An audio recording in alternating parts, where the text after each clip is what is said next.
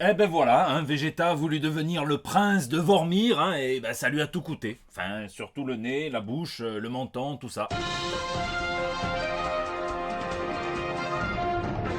Bon, en vrai, je blague, mais celui à qui ça a réellement tout coûté, c'est Samuel Paty, l'enseignant décapité par un fou de Dieu. Alors même s'il s'en tape de là où il est, comme de sa légion d'honneur à titre posthume, ce JT lui est dédié, car nul enseignant qu'exerce son métier correctement ne devrait mourir assassiné aussi horriblement. Et donc, sans vouloir valser sur ces débats qui sont assez déjà parasités comme ça, force à tous les enseignants qui font un boulot comme ils le peuvent, dans des conditions parfois peu favorables entre l'administration et les parents qui se soulagent sur eux. Force au peuple français qui doit rester uni, soudé, ne laisser absolument passer aucune division, comme on ne doit laisser passer aucun bout de religion dans la sphère politique. Ils ont déjà assez de dogmes comme cela. Force à la communauté musulmane qui est à grande majorité pacifique et qui va encore morfler de tout ça. Et enfin, force aux forces de l'ordre qui vont redoubler d'efforts pour traquer et arrêter et prévenir tous les extrémistes de tous bords, islamistes comme les autres, parce que c'est là aussi un de leurs buts premiers. Allez, on va essayer de se détendre un petit peu. Ici, votre fidèle commis des comics. Vous êtes dans l'émission qui fait le tour de l'actu de l'industrie du comic book et de tous ses dérivés. C'est le 267e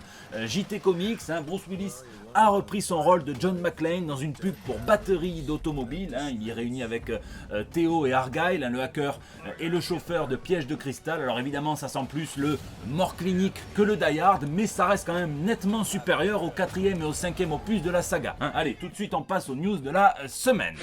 Toute première fois. Tiens, si vous ne savez pas quoi foutre de votre prime Covid, j'ai le bon plan pour vous. La toute première apparition du Punisher dans l'univers Marvel Comics, la couverture du Amazing Spider-Man numéro 129 par Gil Kane et John Romita Sr. qui va être mise aux enchères pour la première fois puisqu'elle n'avait jamais été sur les marchés publics. Ça sera adjugé le 14 décembre prochain. Alors c'est magnifique, mais j'ai quand même un petit peu de mal à me dire que ça pourrait partir plus cher que la sublime couverture en double splash de Bernie Wrightson pour Frankenstein, d'autant plus que on a vu que la semaine dernière la fameuse Spider-Woman très controversée de Milo Manara est partie à $37 000 à peine, un prix aussi cassé que sa colonne vertébrale pour certains, mais le commissaire-priseur l'a tout de même estimé à $2 millions, donc pour pouvoir crâner, il va pas falloir avoir des toiles d'araignée dans le porte-monnaie, ou alors il faudra emprunter à ses potes comme un gros chacal. Au poil. Tiens, puisqu'on doit tous être rentrés à 21h, je vous propose un tout nouveau court-métrage qui met en scène Wolverine. C'est par Mahmoud Akey et ça s'appelle Close Shave, rasage de près.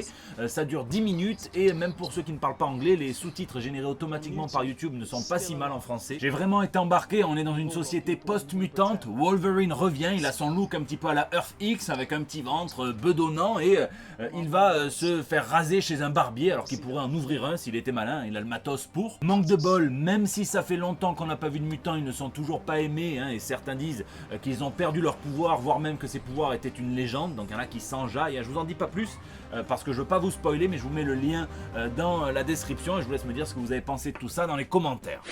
Futur éphémère. Chez DC, entre les grands écarts et les trucs un peu complexes à comprendre, on dirait que c'est Jean-Claude Van Damme leur rédac-chef. Là, c'est le passé de Generation 5 qui revient dans le présent pour modeler le futur de la maison d'édition. Mais un futur qui dure que 2 mois. Et après, on revient dans le passé. Yeah. Ils sont sur des rails, mais il n'y a aucun cheminot dans cette affaire, ça c'est clair. De toute façon, chez DC, la stabilité, c'est pas trop ça. On dirait la vie amoureuse d'un cinquantenaire tout juste divorcé qui découvre Tinder et ils se sont séparés d'un des 3 distributeurs avec lesquels ils formaient un espèce de ménage à 4 depuis le confinement, quand ils avaient déjà divorcé de Diamond Comics.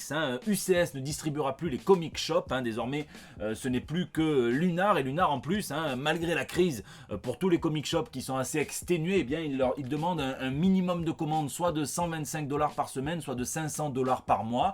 Ça fait environ 25 comics par semaine, mais quand même. Donc dès janvier, DC va bousculer sa publication pour introduire le Future State, une série de one-shot et de mini-séries en 2 chapitres, qui viendra introduire le nouveau statu quo de chez DC qui découlera directement du Dark Knight Death Metal de Scott Snyder. À Gotham City, Batman est mort, même si on sait que c'est le genre de truc qu'il aime bien simuler dans le futur, un petit peu comme Catwoman quand tu lui mets un harnais.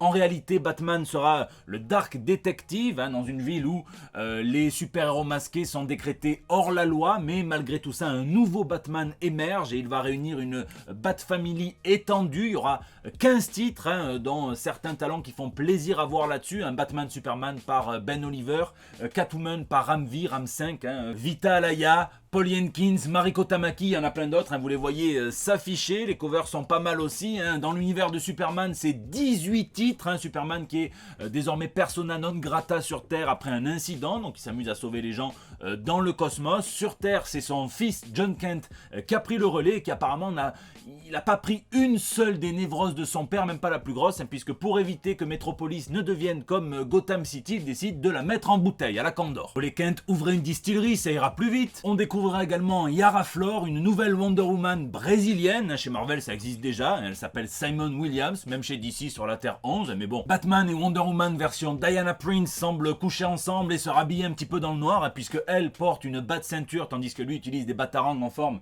du logo de Wonder Woman. John Stewart reviendra au premier plan. Il sera avec un petit groupe de lanternes déterminés, les Last Lanternes, les dernières lanternes, qui devront lutter sans leur anneau de pouvoir déchargé, ça doit être des iPhone 3, contre une espèce de secte religieuse dangereuse. Les Teen Titans ont ouvert leur propre école et apparemment ça a un petit peu mal tourné. La Suicide Squad sera dirigée par nul autre que Superboy, Connor Kent, et Swamp Thing sera libéré d'Alec Holland, ou l'inverse, et en tout cas ça sera écrit par Ram V et dessiné par Mike Perkins, attention. Il y aura un nouveau Flash Mystère, une Aquawoman, Joe Mulane qui sera la Green Lantern, vous l'aviez découverte dans Far Sector, Shiloh Norman, le second Mr. Miracle de Jack Kirby dans Force World qui reprend son titre. Il y aura également Cassandra Cain et Stephanie Brown qui seront les Bad Girls de Gotham, et Tim Drake qui redevient le Robin l'éternel chez Damian Wayne. Il y aura plein d'autres intrigues, ils ont fait en sorte que ça soit accessible aux nouveaux lecteurs sans oublier la bonne vieille continuité. C'est clairement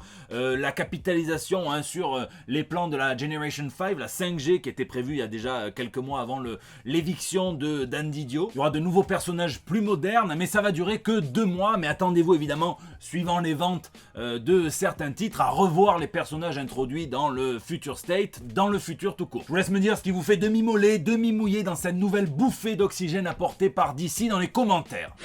En vrac, petit tour de passe-passe entre Marvel et DC, puisque le réalisateur scénariste John Ridley, sur lequel DC compte beaucoup pour refonder Batman, va faire ses débuts chez Marvel Comics sur Wolverine dans l'anthologie noir, blanc et rouge sang. Il va renvoyer Wolverine au Japon contre le Silver Samurai et ça sera dessiné par Jorge Fornes.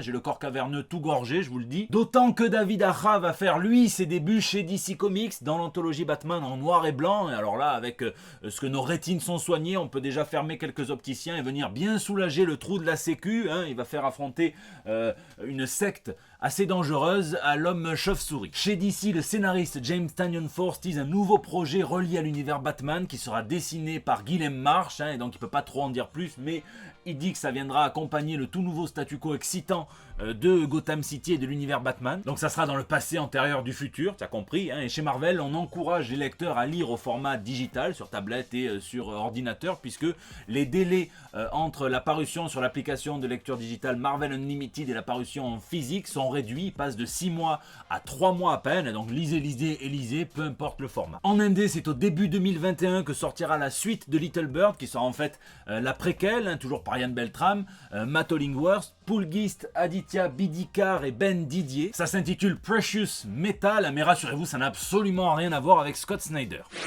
Grand écran. Les news ciné pleuvent et la première nouvelle, c'est quand même l'actrice Tatiana Maslany qui dément formellement avoir été castée dans le rôle de She-Hulk pour la série Disney+, alors que ça avait été confirmé par des médias sérieux et qu'il y avait même Mark Ruffalo qui avait souhaité un bon courage à sa cousine et la bienvenue. Ou alors peut-être qu'elle est déjà dans la peau verte de son personnage et qu'elle veut respecter le secret professionnel. Sinon, Marvel a également embauché la réalisatrice Alejandra Lopez qui est portoricaine pour un projet qui est encore tenu secret en espérant qu'il la laisse s'épanouir dans son style pour pas qu'elle nous fasse une Edgar Wright ou une Scott Derrickson et qu'elle parte au bout de quelques mois pour des divergences créatives. Et en parlant de réalisateurs cultes, Clive Barker avait développé son propre label de comics chez Marvel, ça s'appelait Razorline et il avait confié à James Robinson et Steve Skroce son Ectokid, donc un enfant qui était né d'un papa fantôme et d'une maman mortelle. Du coup, il avait la capacité de voir les ectoplasmes, un petit peu comme les infirmières de Valérie Giscard d'Estaing quand elle s'apprête à le doucher. Et le réalisateur réalisateur semble être intéressé par produire une série sur le personnage, donc c'est toujours cool. Et enfin je suis content puisque le réalisateur Matt Reeves semble vouloir ramener Batman à ses origines gothiques, à la ville de Gotham également, puisqu'on a vu le Chevalier Noir perché sur le Royal Liver Building de Liverpool, et ne cherchez pas l'heure qu'il est, c'est clairement l'heure du carnaval et des Easter eggs. Le carnaval puisqu'on a pu voir Superman, Wonder Woman ou encore Hawkman sur le tournage, mais alors soit il y a un budget énorme en effets spéciaux, soit c'est clairement de la farce et attrape. Et les Easter eggs, puisqu'on a pu voir un numéro de téléphone de Gotham City et que l'indicatif téléphonique renvoie à la ville de New York, au quartier de Staten Island, de Brooklyn et du Queens. C'est la première fois que ça arrive et c'est peut-être un petit clin d'œil au fait que, avant d'être Gotham City, Batman opérait dans la ville de New York et c'est le regretté Bill Finger qui a mis fin à ça, qui a dit que pour que plus de lecteurs puissent s'identifier, il fallait en faire une ville fictionnelle. Ça, et puis en matière d'autocollant, on a aussi vu quelque chose qui ressemblait pas mal au logo de Flash, donc entre ça et tous les autres héros, on va voir comment ce Batman s'inscrit dans la plus grande mythologie de l'univers d'ici. Sacré clown. On lui doit une des anthologies d'horreur les plus fascinantes que j'ai pu lire depuis un long moment. Le co-créateur d'Ice Cream Man, W. Maxwell Prince, remet le couvert et revient avec une anthologie intitulée Haha chez Image Comics et qui sera consacrée cette fois à des clowns professionnels. Et ça viendra un petit peu comme dans Ice Cream Man à dépasser le simple cadre de l'horreur. C'est un ovni de toute façon ce type. Je vous recommande vraiment de lire tout ce qu'il fait. Là, la seule différence avec Ice Cream Man, c'est que ce ne sera pas toujours le même dessinateur. Ça va tourner à chaque numéro. Ça commencera par Vanessa R. Del Rey, puis Roger Langridge et Gabriel Valta seront de la partie. Et vu que Maxwell Prince a fait de moi le roi des Monsieur Loyal, je serai là aussi. Lisez, et vu que le grand Natalou, un fidèle spectateur que je remercie du fond du cœur ici, m'a offert ces superbes lunettes, j'ai pas pu m'empêcher de ressortir le Las Vegas Parano. J'ai relu quelques chapitres de Hunter S. Thompson, Gonzo à mort, ça fait toujours du bien. Et puis j'ai acheté dans une ressourcerie de laquelle j'ai vu quand même sortir une femme avec les 5 tomes d'Urban Comics de Y, le dernier homme, et j'ai demandé du coup aux vendeurs, elle les avait payés 2 € par tome, 10 € l'intégrale, je les aurais clairement pris, ne serait-ce que pour les faire gagner dans un prochain quiz sur une prochaine convention. Bon, moi je suis ressorti avec le Laontan, donc les mémoires de l'Amérique septentrionale, qui est un espèce d'état des lieux de l'Amérique du Nord au XVIIe siècle, qui vient un petit peu tordre le cou aussi au mythe des sauvages barbares qu'on pouvait trouver. C'était cher dans l'imagerie de l'Europe impérialiste. Il y a un missionnaire, ceux qui tu te fais toujours baiser, qui disait lui-même, il a eu un éclair, il disait que les Amérindiens c'était pas autant des sauvages que ça, c'était des sauvages éclairés. Là il dit comme ils n'ont ni police, ni charge, ni commandement aucun, car ils n'obéissent que par bienveillance à leur capitaine, aussi ne tuent-ils point pour entrer dans les honneurs, d'ailleurs, comme ils se contentent seulement de la vie, pas un d'eux ne se donne au diable pour acquérir des richesses. Voilà, c'est à méditer. Et cette semaine, je suis clairement frustré. J'ai déjà explosé mon budget financement participatif pour le mois. J'avais pas prévu de le faire. Et encore des artistes qui s'acharnent à sortir des dingueries en Kickstarter, en crowdfunding. Je pense évidemment à Elsa Chartier qui sort son second artbook. Le premier était superbe.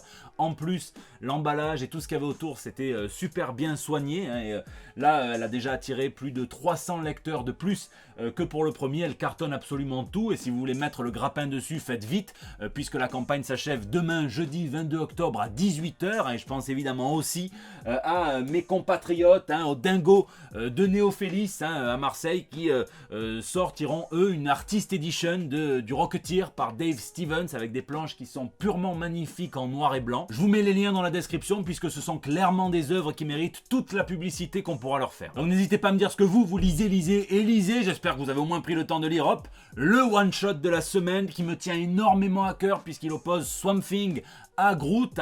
C'est dessiné par Alric qui lui aussi bat la campagne et cartonne sur Ulule. C'est scénarisé par mes soins, donc dites-moi ce que vous en pensez. C'est la fin de ce JT Comics, je vous remercie d'être de plus en plus nombreux à le regarder, à mettre des pouces bleus, à le partager sur Facebook, sur Twitter aussi, surtout ça tweet, ça retweet à fond, vous m'intégrez aussi dans vos stories Instagram, je vois tout encore une fois et je vous remercie. N'hésitez pas à me dire votre news préférée, ce que vous voulez dans les commentaires sur YouTube où je réponds à chacun d'entre vous, je finis toujours par le faire, aussi sur les réseaux sociaux, sur Facebook, Twitter, Instagram, même sur Discord, c'est là aussi que vous me laissez vos petits messages pour El Bando del Pueblo, votre espace de liberté depuis plus de 5 ans maintenant.